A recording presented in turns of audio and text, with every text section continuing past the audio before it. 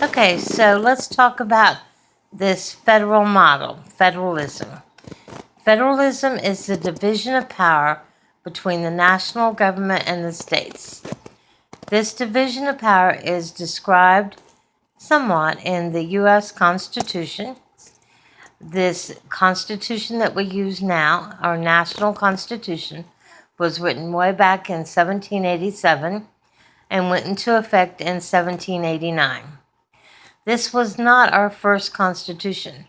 Our first plan of government was the Articles of Confederation and Perpetual Union.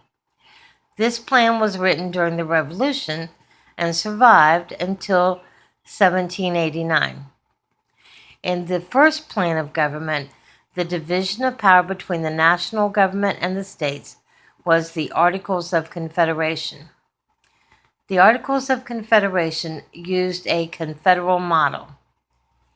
A confederal model allows for a very small, very weak national government. On the other hand, the states in this confederal model were extremely powerful. We could say even that the states were sovereign, that they basically were running themselves with very little interference from the national level. This plan did not work well. There was no way to raise money to pay for an army, defense, anything that needed to be done by the national government. And the states were, let's put it mildly, not cooperating with the national government. In our second Constitution, that one written in 1787, the one that went into effect in 1789 and has survived ever since, we used a new plan to divide power between the national government and the states, this new plan being the federal model, or federalism. In the federal model, there are two truly separate levels of government: the national government with its own categories of powers, and the states with their own categories of powers.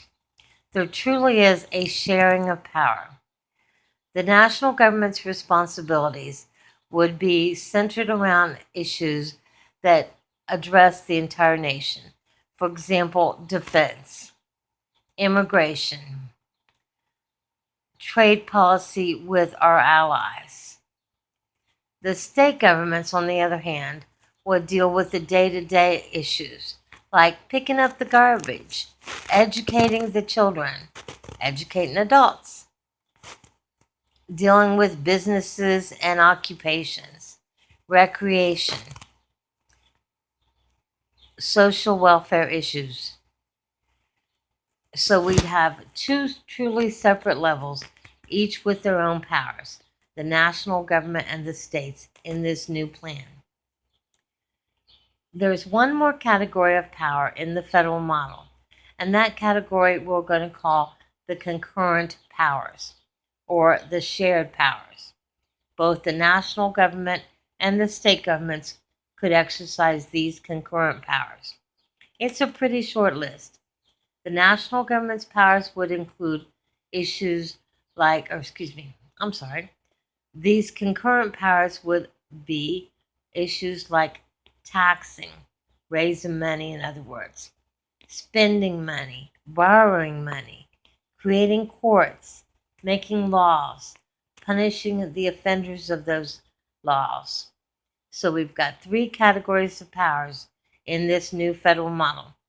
The national government would exercise powers, the state governments would exercise powers, and then there'd be those powers that both the national government and the states could exercise, those shared powers. All right, that's it.